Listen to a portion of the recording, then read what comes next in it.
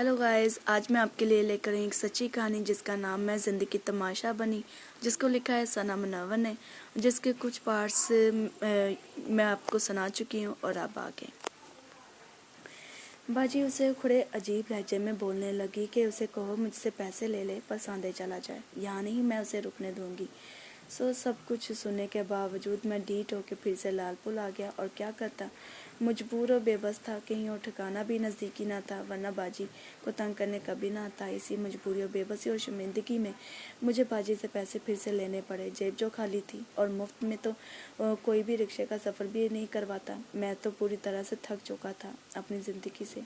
एक तो बुखार खांसी इमोशन ये भी पीछा नहीं छोड़ रहे थे, और इतनी सर्दी में इसी हालत में बिना ठिकाने के बस इधर से उधर फिरता रहता था। क्या करता, सुकून नाम की चीज़ भी तो ना मिल रही थी बुटीक में। जहाँ सुकून मिलता था वहाँ पर पाबंदी लगाई गई थी, मगर फिर भी बेबस होके आ जाता था। खैर मैं तो कपड़े तब्दील करके सो गया तो सनिया ने ही मेरे कपड़े प्रेस किए साफ़ करने के बाद, और जूते भी साफ़ करके चूल्हे के नीचे रखे ताकि आग की तप से जल्दी सूख जाएं वो।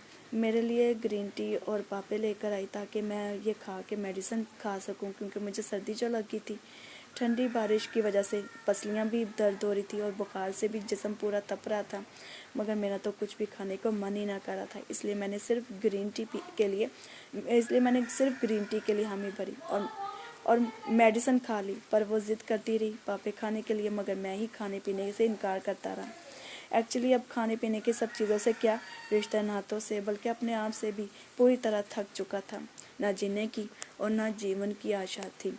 बस एक किस्म का वक्त ही गुजारा था, या फिर किसी मौजे के होने का इंतज़ार था कि कब कोई मौजा हो जाए और मुझे भी सुकून से भरी लाइफ गुजारने का मौका मिल जाए। बहरहाल शाम को जूते भी पूरी तरह से सूखे तो नहीं थे, फिर भी मैंने सनिया से जराबें लेकर पहनी, कपड़े तब्दील किए, सांधे की तरफ रवाना हो गया। सांधे के टी ब्लॉक में पहुंचा तो हमारे मोहल्ले में काफ़ी कीचड़ फिसलनी जगह थी। इसलिए मैंने मामा को घर फ़ोन किया कि मामा जी, सबसे मेरे छोटे भाई को या पापा को बाइक देकर भेजो, यहाँ कीचड़ बहुत ज़्यादा है, चल ही नहीं पाऊँगा। मैं इस वाली जगह पर खड़ा हूँ और मेरे पास रिक्शे वाले को देने के लिए ज़्यादा पैसे भी नहीं हैं, थोड़े से जो कि कम पड़ गए हैं, तो प्लीज़ पैसे भी वो कुछ लेते आए। तो हालांकि मामा को मैंने बताया भी था कि फैक्ट्री में आग का सारा किस्सा, फिर भी मामा ने मेरा हाल चाल अच्छे से पूछने की बजाय उल्टा कहने लगी, पैसे लेकर आए हो तुम। हालांकि सारी सूरत हाल से वो आगाह हो भी चुकी थी, फिर भी कहती जा रही थी, पैसे लेकर आए हो तुम, जब पैसे होंगे तुम्हारे पास तो वही घर आने दूंगी। मैंने मामा की ये बात सुनी तो जैसे मेरे पैरों तले से ज़मीन ही निकल गई हो। मुझे तो ऐसा लग रहा था जैसे मैं ज़मीन पर गिरने वाला हूँ। बड़ी मुश्किलों से मैंने अपने आप को संभाला और उस रिक्शे वाले के तल्ले मिन्नतें किए कि मुझे बुटीक तक उतार दे। वो अच्छा इंसान था, इसलिए थोड़ी दरख्वास्त ही मान गया। अभी वहाँ अंधेरा ही था, लाइट ठीक कर रहे थे और सुबह सहरी के वक्त तक ही ठीक होनी थी। तब तक के लिए मैं रात भर उसी अंधेरे में ही दीवार के साथ टेक लगाए बैठा रहा। मुझे डर भी लग रहा था, अंधेरे में कई तरह की मनफी सोचें भी आने लगी थी और इसलिए मैंने सनिया को फ़ोन कर लिया। तब फिर से सनिया ने मेरा अंधेरे में हौसला कायम किए रखा। मुझे कहने लगी कि डर लग रहा है तो सिर्फ 5-10 मिनट के लिए ही तो फ़ोन बंद करो और दुआ करो, ज़्यादा लंबी नहीं, बस छोटी सी 10 मिनट की दुआ। इस तरह से तुम्हें डर भी नहीं लगेगा और ना ही मनफी सोचें आएंगी। मैंने कहा अच्छा, मैं पक्का कर लूँगा दुआ, पर अभी तुम मुझसे बात प्लीज़ कर लो, मेरा दिल बड़ा घबरा रहा है। मैंने यूं ही बातों के दौरान उसे कहा कि देखो किस्मत भी क्या क्या खेल खेलती है। मेरा तुम्हारे साथ आज पहला वैलेंटाइन था, तो मैंने सोचा था कि आज सारा दिन तुम्हारे साथ ही गुजारूंगा, पर देखो आग की वजह से क्या हो गया। यार आई एम रियली सॉरी। मैंने तो बहुत पहले से सोच रखा था कि जैसे ही तनख्वाह मिलेगी तो तुझे ऐसे घुमाने फिराने ले चलूँगा, गिफ्ट होटलिंग वगैरह सब कुछ करवाऊँगा। पर देखो जेब ने और आग ने इजाज़त ही ना दी कि मैं तुम्हारे साथ इतनी खूबसूरती के साथ वैलेंटाइन मनाऊँ। वरना क्या मैंने प्लान कर रखा था। इंसान सोचता कुछ है और होता कुछ है। वरना मैंने अपनी तमाम गर्लफ्रेंड्स को ऐसे ही बड़ी फजूल खर्ची करवाई थी। पर जब सही में मोहब्बत मिली, हम सफ़र मिली, तो मैं खाली हाथ हूँ, कुछ भी नहीं है मेरे पास। मैं तुम्हें कुछ भी सहूलतें नहीं दे पा रहा। तब वो कहने लगी, मुझे कुछ नहीं चाहिए, तुम मेरे पास जो हो, तो तुमसे कीमती शय मेरे लिए इस दुनिया में कोई हो ही नहीं सकती। जब हम दोनों की शादी हो जाएगी ना, तो तब तुम ये सारी अपनी ख्वाहिश पूरी कर लेना, जो मुझे तुम ला कर दिया करोगे, खुशी से पहना करूँगी। जहाँ लेके जाओगे तो खुशी से जाऊँगी। और वैसे भी ये सब चीज़ें तो बस एक बहाना होगी। एक्चुअली में मुझे ज़िंदगी के हर एक पल, हर एक घड़ी तुम्हारे साथ ही स्पेंड करने हैं, क्योंकि साथ में गुजरा हुआ एक पल भी मेरे नज़दीक 100 साल के बराबर है। सच्ची यार, ऐसा लगता है जैसे मैं हर एक लम्हे में ही अपनी पूरी ज़िंदगी जीती हूँ। और वैसे भी ये दुनिया भर के ऐशो इशरत, सोना चांदी, मेकअप, रुपया, पैसा, खाना पीना वगैरह से कोई लगाव नहीं है मुझे। बस लगाव है तो सिर्फ तुम में। तुम साथ हो तो ये सब चीज़ें मुझे तुम्हारे आगे फीकी सी लगती हैं।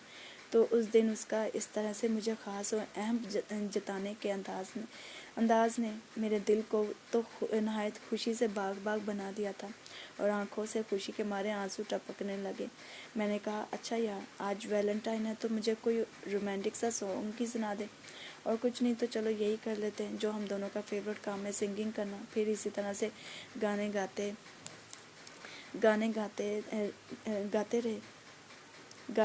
बातें करते रहे कि फिर से मेरा जहन मनफी सोचों की तरफ माइल होना शुरू हो गया। मैंने कहा, जानी, यहाँ पर फुल अंधेरा है और कब्र में भी बिल्कुल ऐसे ही अंधेरा होता है। तब वो कहने लगी, फिर से मनफी सोच? यार मत ध्यान दो इन सब चीज़ों की तरफ, बस मेरी तरफ ध्यान दो। और रही बात कब्र में अंधेरे की, तुझे अंधेरे से बहुत डर लगता है ना? जब हम मर जाएंगे ना, तो मैं सबसे कह दूंगी पहले ही से कि हम दोनों को एक ही कब्र में दफन करें। फिर तो तुझे डर नहीं लगेगा ना? मैं इसी चीज़ से ही खुश हो गया कि सनिया भी कब्र में मेरे साथ ही दफन होगी। मैंने खुश होकर कहा, काश हम दोनों की जान भी एक साथ ही ख़त्म हो। कितना ज़बरदस्त लम्हा होगा ना तब। यार मैं तेरे बगैर नहीं रह सकता। प्लीज़ कभी भी किसी के कहने पर मुझे मत छोड़ना, और ना ही कभी प्यार करना छोड़ना। मैं मर भी जाऊंगा ना, तो भी प्यार करती रहना। बस यार, मैं इंतज़ार कर रहा हूँ कि कब उस्मान पैसे दे, फिर तो हमेशा तू मेरे साथ ही रहेगी। फिर मैं बाजी को वो पैसे दूंगा, ताकि ज़्यादा नहीं तो कम से कम उसमें से हल्के फुल्के सादे अंदाज में ही शादी तो हमारी कर ही देंगे। और कल घर मैंने एक दोस्त के साथ देखने जाना है। दुआ करना कि वो घर हम दोनों की सोच के मुताबिक हो, ख़ास तौर पर किचन और वॉशरूम हमारी मर्ज़ी का ही हो। बार बार दूसरे घर ना ढूंढने पड़े, बस यही पर ओके हो जाए।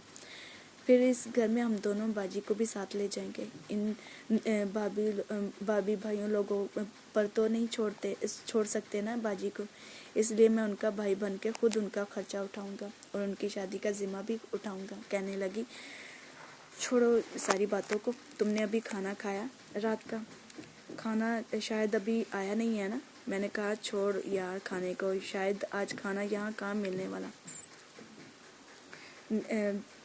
क्योंकि पूरी बुटीक ही बंद पड़ी है। सिर्फ मजबूरी में रिहायशी लड़के ही यहाँ हैं। उन्होंने भी बाहर से ही खा पी लिया।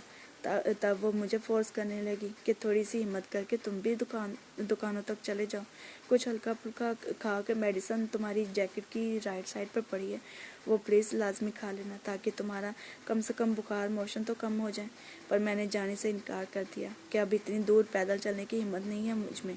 पर तूने भी तो नहीं खाया, तू खाना खा लेगी ना, तो समझो मैंने भी खा लिया, क्योंकि हम दोनों तो एक ही है ना। दुनिया भर की नज़र में भले ही ये सिर्फ मंगनी हुई है, जो कि आधी शादी के ही बराबर होती है, पर हम दोनों जानते हैं कि हमारी तो कब से रूहें एक दूसरे के निकाह में बन चुकी थी।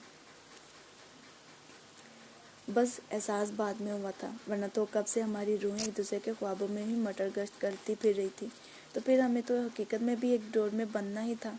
दिल से भी तो हम शादी कर चुके हैं एक दूसरे से, है ना? खैर, यूं ही बातों के दौरान तब वो कहने लगी, मुझे भी खाना नहीं मुझे भी खाना नहीं खाना, तुम वहाँ भूखे पेट बैठो और मैं यहाँ पेट भर खाना खाऊं, ये नहीं हो सकता। मेरे तो हलक से एक नवाला तक नहीं उतरेगा। जब सुबह लाइट ठीक होने के बाद तुम खाओगे तो मैं भी खा लूँगी। मैंने कहा प्लीज़ मेरी खातिर सिर्फ एक दो ही चम्मच लगा ले, यही सोच कर लगा ले कि मेरा मटर पुलाव तेरे सजना के फेवरेट है। जब तुम खाओगी तो मेरे पेट में खुद ब खुद ही खाना आ जाएगा, क्योंकि हम दोनों अलग थोड़ी हैं, एक ही हैं। अभी हम ये बातें कर ही रहे थे कि सनिया ने बताया कि बड़ी बाजी और उनके शोहर आए हैं अमीलिया को लेने के लिए, तो बाद में बात करते हैं। फ़ोन के बंद होते ही मैं वापस दीवार से टेक लगाए बैठा रहा। तब फिर से मनफी सोचें जहन में घूमने लगी कि मैं तो आज तक यही सुनता रहा था कि लड़कियों के कोई घर नहीं होता, ना शोहर वाला घर उसका होता है, ना माँ बाप वाला घर उसका होता है, और ना ही किसी रिश्तेदार का घर उसका होता है। तो होता है सिर्फ एक कब्र वाला उसका अपना ज़ाती घर।